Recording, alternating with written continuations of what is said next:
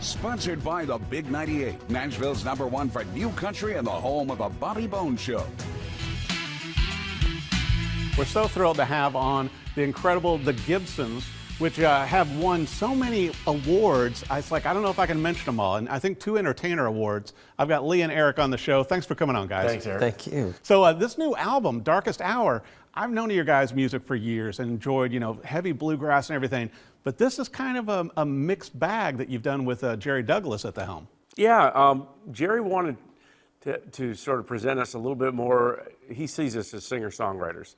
And so I think he wanted to present us in that way, uncover us a little bit with so much instrumentation surrounding us, whether it's bluegrass or the electric side of things, and present the songs in front a little bit, the stories. And with the Gibson Brothers, you guys have such a long history and everything, but I know that when you guys started out with Jerry on this, you sent him like a pile of songs. Yeah. How many songs did you send Jerry Douglas? And obviously, world-renowned dobro player, award winner. Probably dozens of songs. He wanted everything that we'd written in the last 20 years that we hadn't recorded. Wow. And so we have songs on the record that are 20 years old and some that were just a few weeks old. Yeah. How amazing. So it's kind of, in every song, all 12 they're unique unto themselves. They're different from each other. They really are. And you know what? I felt like listening to this album too, that each song could stand alone on its own, just like So Long Mama and Darkest Hour. But it's like, you've got ballads in there, you've got bluegrass stuff, and then you got honky tonk music,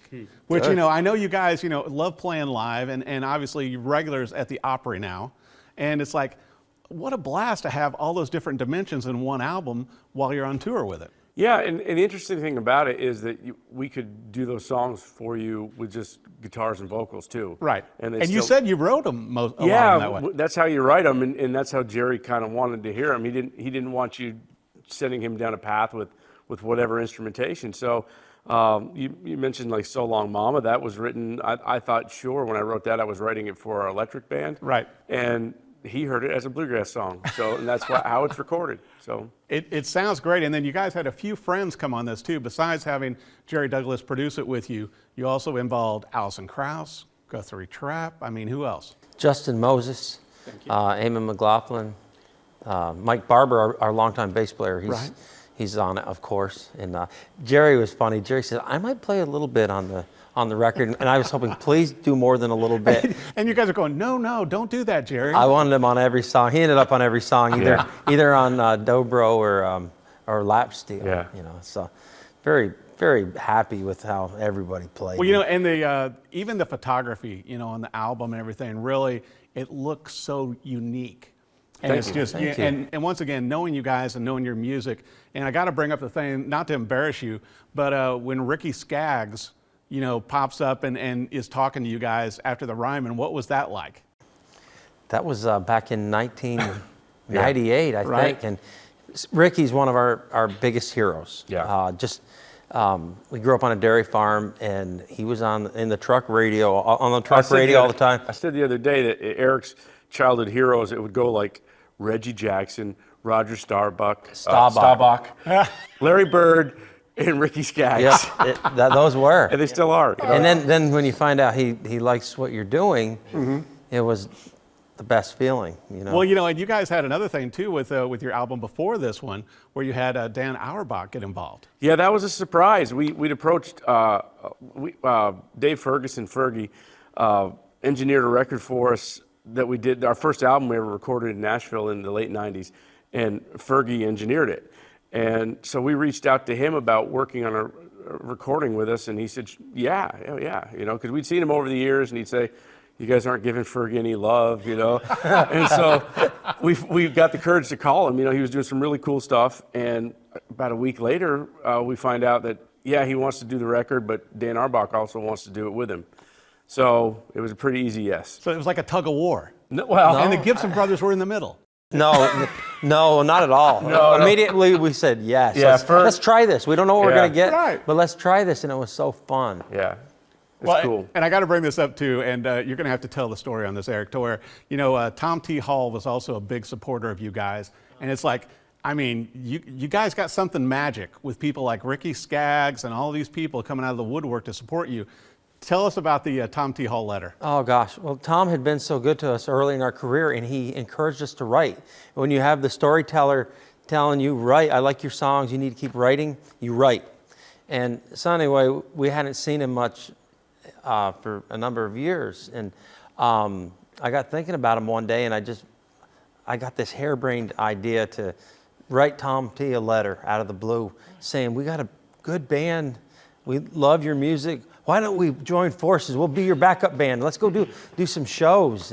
And I sent the letter out and then thought, what did I do? And then like a week later, I get a letter back from him. And he says, Eric, we have a mutual admiration society going here.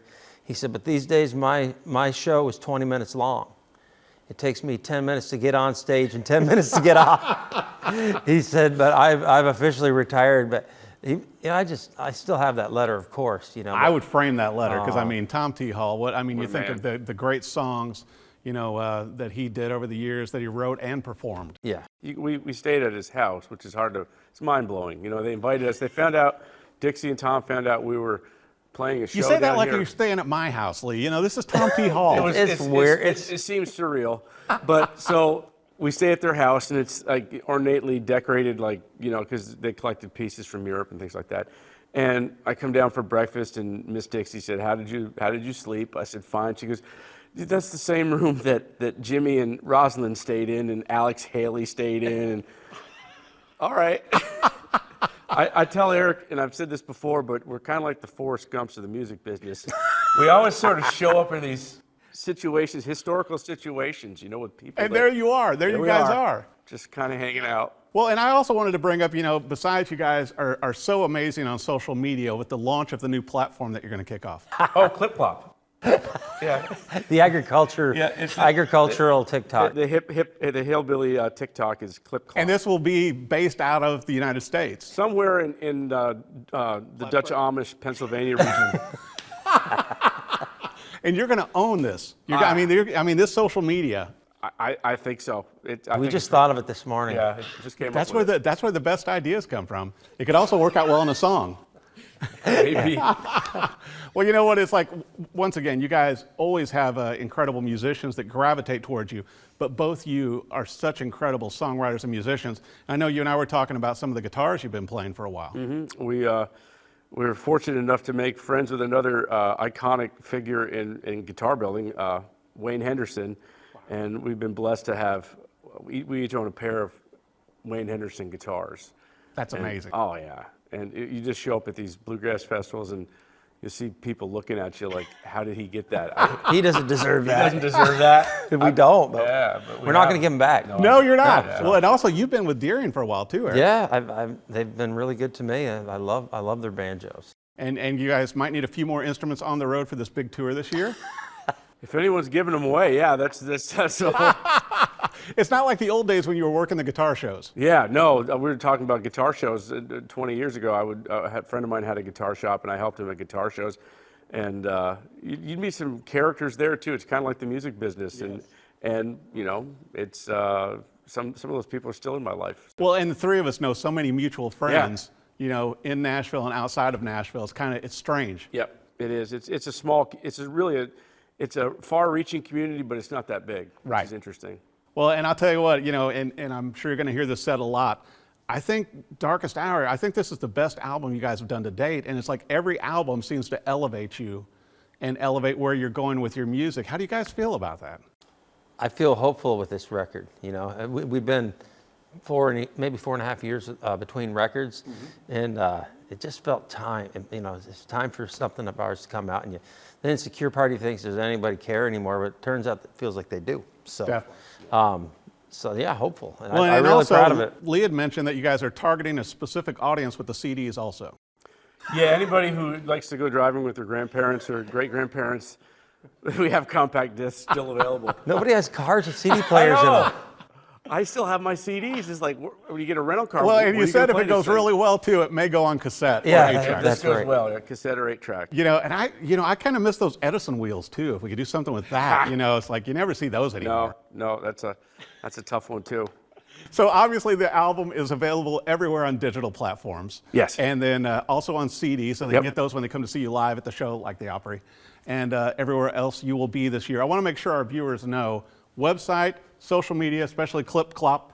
Where should viewers go for you guys? Oh, well, we have a presence on Instagram and Facebook and Twitter, and we have a website, GibsonBrothers.com.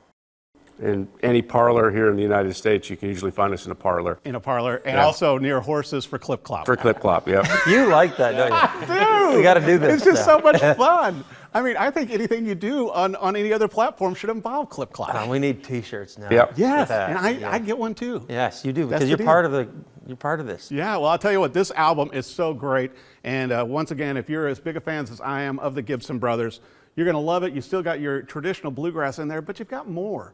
You've got Americana, you've got country. It's just a great mix of songs. And I think Jerry Douglas, obviously working with your talent, did a great job. Oh, thank you for saying So that. I think this is going to be another award-winning deal for you guys this year. I hope you're right. So make room on the shelf, for another award to go All up. right. Yeah, not just on the floor to keep the door open. And the award for Clip Clop. All right. Exactly. I can patent this thing really fast. You better. You better get it. Well, I'll tell you what, it's so great, Eric and Leigh, having you on the show. Thank you, Eric. Eric. The Gibson Brothers, follow them on social media, add this album to your playlist, however you consume music. If you're traveling with your grandmother, get the CD. She's going to want that also. If not, I've heard it makes a great coaster. Yes. Gentlemen, thank you Thank for you, joining Eric. the show. Thank you.